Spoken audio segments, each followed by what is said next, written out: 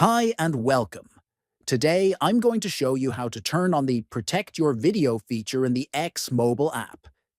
This feature stops others from downloading your videos and helps you control who can see your content.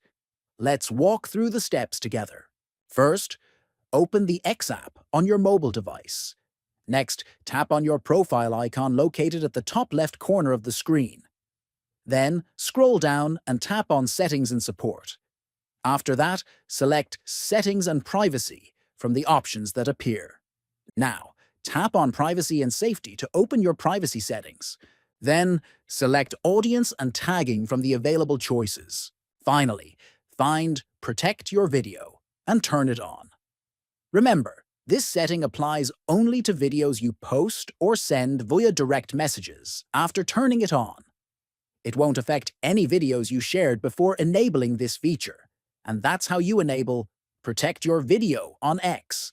This setting helps prevent others from downloading your new videos and gives you better control over your privacy. Thanks for watching, and be sure to subscribe for more tips.